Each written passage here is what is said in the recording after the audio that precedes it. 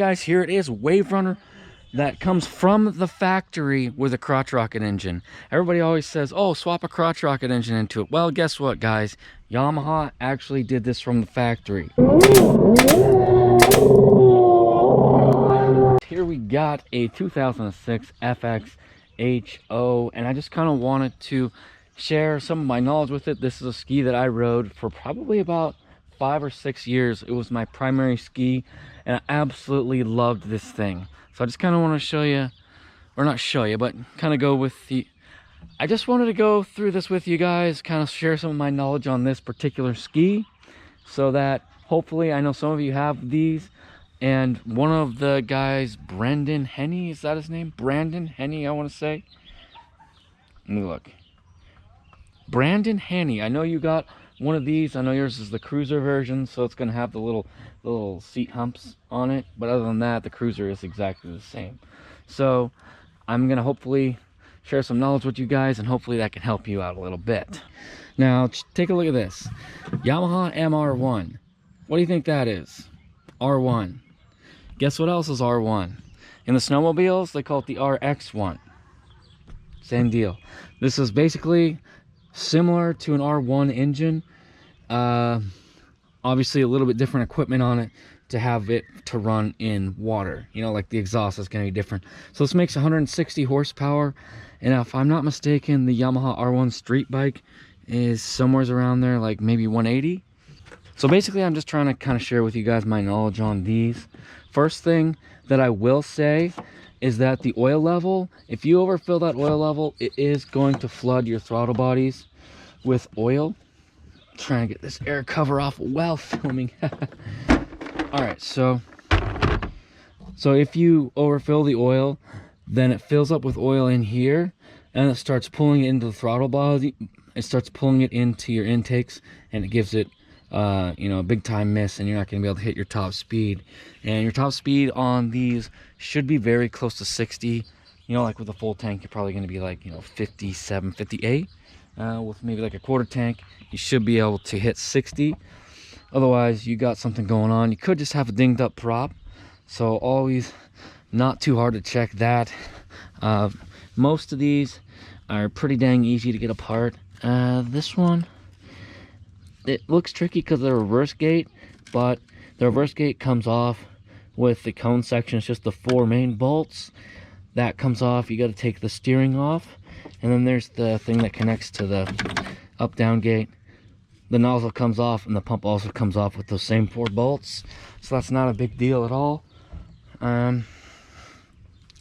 These things are really bad for if you are running it on the hose. If you turn the water on first, the water gets into the oil, and it turns your oil into milk. There's absolutely nothing wrong with your ski.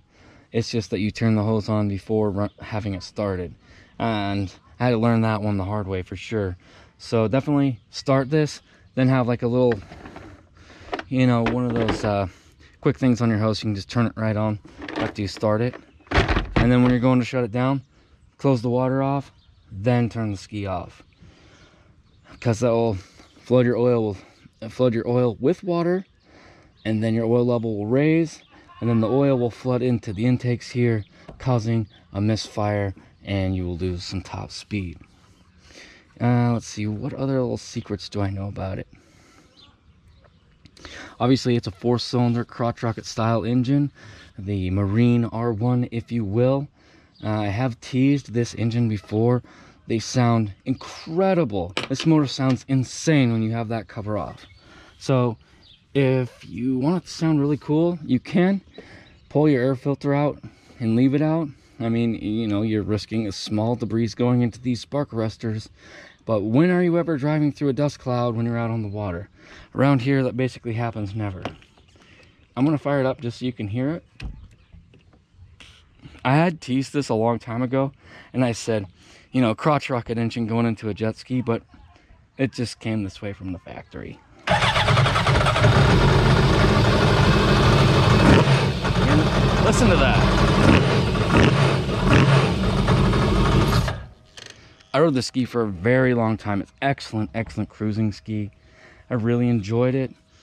I don't really have many more secrets to say about it, but I do know in general that the wave runners use an inner hole and an outer hole, so it's 2 layers. There's the hole on the inside that the motor bolts to, then there's the outer layer. And if you get like a hole or a gash in it, it'll fill your hole, the inner hole and the outer hole, it'll fill that area up with water, adding a whole ton of weight to it, and you won't be able to hit your top speed. Also, something I've had a problem with on this ski before, but it's happened to me on other skis as well, is the siphon will get clogged up on this one. I know it has the bilge pump, but I think it also has a standard PWC bilge siphon in it. Well, on this one I had it clog up, and then any water that was going in to the ski was just, you know, piling up, and then it got way more tippy and way more slow. And anyways, weird story about this ski. I got this ski, I think it had maybe like 5 hours on it, and I got it in 2007, and this is a 2006, and I was able to get it for 1,500 bucks because, interesting story, the guy who owned it had lost it in a storm, so it had gotten all smashed up. All this stuff was like gone. The bars were ripped off. I think one of the seats was missing. One of them was still on there. I'm trying to decide if this is the original grab bar. But anyways, the original hole is actually a different hole. Was able to find, like years down the line, was able to find a really nice hole to put the engine into. But the original hole was just totally beat up. Had tons of fiberglass work that I had to do on it, top, bottom, the whole deal. But anyways, really great ski. This thing has been super low key as far as like maintenance and problems are concerned. So it's been really great in that regard. Once I knew those few little things about how it can get water in the oil from the hose, and how if there's too much oil in it, it'll go into the intakes and make it run terrible. Alright, so my dad just reminded me, it's been a while since I've owned that thing, but you definitely want to change your oil filter every year. And it's not necessarily because it needs to be like changed like hour wise, it's because from where it sits, it gets water splashed on it, and then it gets rusty, and then it get a hole in it, and when that ski senses low oil pressure, it drops it into limp mode and it goes way slower. So anyways, that can also be a problem on those. But anyways, this is a crotch rocket motor in a jet ski. It has crotch rocket motor horsepower. So those people who think that you just swap a crotch rocket motor into a jet ski and it goes way faster, there's something that you guys are missing. Jet skis need a ton of horsepower to go fast. And the fast ones that they sell today have more horsepower than a crotch rocket. And I'm just talking about stock for stock. Obviously, people soup up crotch rockets to go way faster.